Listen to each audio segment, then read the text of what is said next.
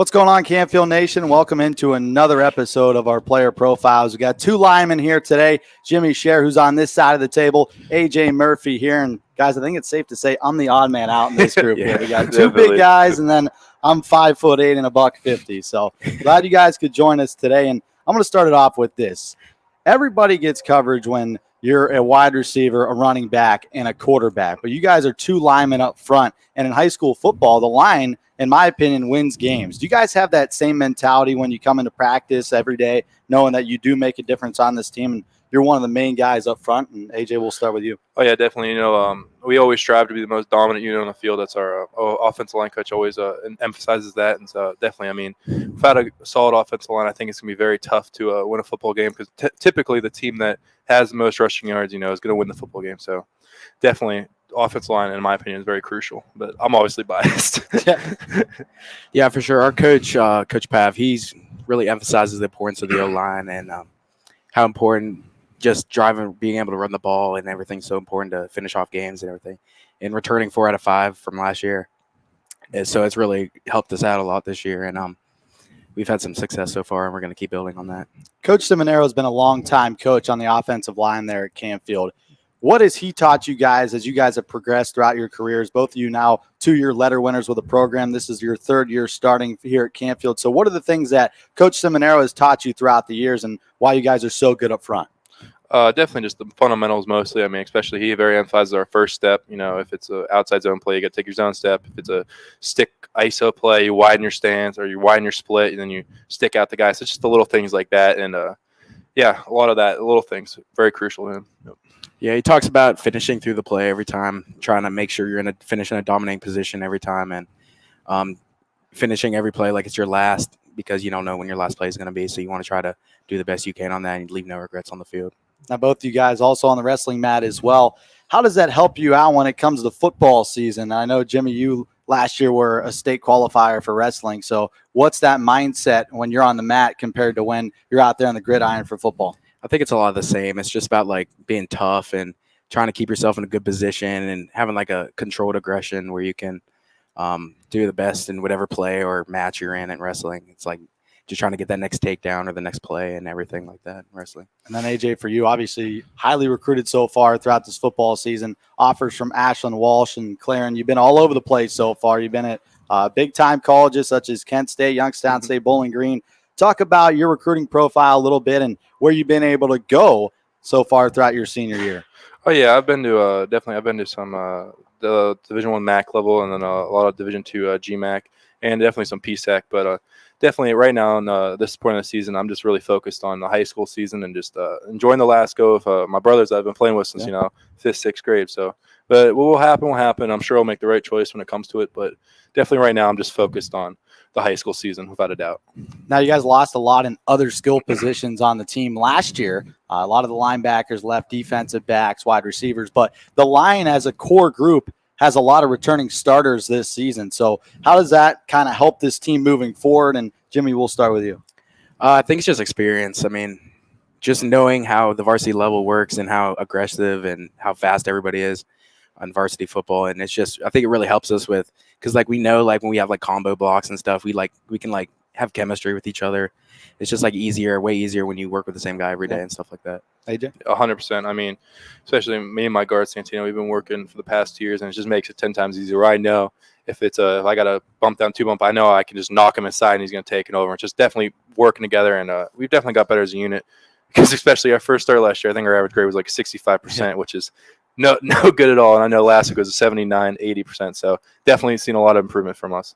Nick Bowen was kind of the leader last year as an offensive tackle, and you being a tackle as well, AJ. What did you learn from him last year that you kind of implemented into your style this year? Definitely just I think he was very good at I thought he was very good at passing and definitely the inside outside zone stuff. Just a lot of, and he was just a great person, great leader. So definitely stuff like that, He was just a great guy overall. So anything you take away? I know you're different position, not a tackle, but anything you took away from Bowen? Just the leadership. He was the only lineman in his entire class at Canfield last year, so he knew what he was doing, and he was a returning starter last year as well. He played as a junior, so it was just a lot of leadership and teaching us how to be aggressive and controlled and doing what Coach Sim teaches. He was like the player to show us that. Gotcha. AJ, you were a second team all AAC selection. And in your Twitter, I went back. Hashtag jobs not finished. What does that mean coming into 2022? Just I think we still have a little. We got a hump to get over. Our goal is just to get out of our region. With any team we play, and I'm not going to name the team, but everyone knows what team I'm talking about. But our goal is definitely to get out of our region. Definitely. You feel the same way? I know tough loss last year in the regional. You feel the same way coming back into your senior year? Yeah, for sure. We just got to try to take it game by game. It's only week 3 right now. We're still not even close to where we'll be at our peak and stuff. So we're just trying to get better every week and every game. And obviously this is an important week for us, but just trying to do the best we can every game and try to get better as we go. Yeah, I think it's going to be a pretty big week, bringing in the Battle of 224 back to Canfield. This is a rivalry that took a little bit of a time off from 2019 over to 2020, but it returned back in 2021 last year. You guys beat the Bulldogs on their turf. How much does this mean for you guys, for your head coach to beat his brother here at home? Well, it's like what Coach Pepper says. He likes to take the stance. It's not about necessarily him or his brother, and it's just about the two teams going at it. And I mean, this is a 1-game season to us. We play 365 days for this game, so we're pumped up and ready to go. It's like Christmas, it's like second Christmas. Just at practice and stuff, it's just a different vibe and intensity that we have this week. Just playing our rival, and we know we're going to get their best shot, obviously, and we're going to give them our best shot too. So we try to do the best we possibly can on Friday. Canfield Fair is here in the city.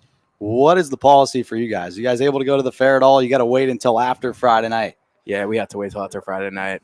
Well, Coach Pav tells us we're ineligible if we're there before, so we have to wait it out a little bit. I know Coach Pav has actually never been to the Canfield Fair. He's lived here his entire life. He's never been to the Canfield Fair. One of the craziest things I've ever heard in my life. Well, and I heard that, he was still alive when they had the Canfield Fair still at the green. So, Yeah. Well, we don't want to point out his age. I'm just messing around.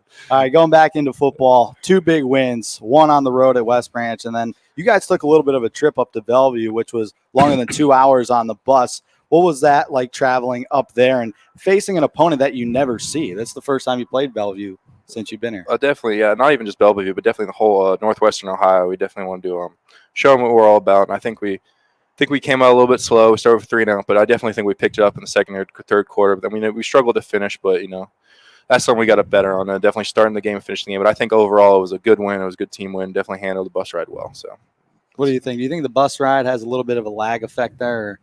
I think it depends on how you use it. Like if you just like relax and listen to music and stuff, I think it's a lot easier than if you're like sitting there like antsy the whole time for the game and stuff.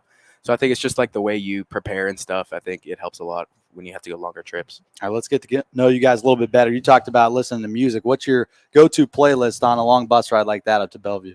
I'm a little weird. I like country music a lot. I'm with you there. So I like country. Just like country music gets me excited and stuff. What about you, AJ? So I have it's a Pink Floyd album. It's called The Division Bell. It'll put me to sleep every time. It's just a lot of like guitar stuff, and so it gets me. I try to go to sleep when it's long bus rides like that. So it works every time. What about some pregame routines? Anything you guys do that's special before? My actual one teammate, Ethan Whited, we do this like little like pass rush drill between us, and we've done it every game so far in high school and stuff. So we keep that going every week. Right. AJ, anything for you? I just always eat a bag of peanuts. It's just something simple as that, but it's just something I always do. All right, in games, you guys go Gatorade or you stick to water? I go water. Water? I go water, 100%. All right. Hobbies outside of playing football. I know right now you guys are wrapped up in it. Can't even go to the fair because you got a big game on Friday night. But what are some things that you guys like to do outside of playing football? Me and my brothers, we play a lot of pool. So we have a pool table in our basement. So a lot of times I'll come home and practice. We'll just go listen to music, shoot some pool. So it's a real fun time. All right.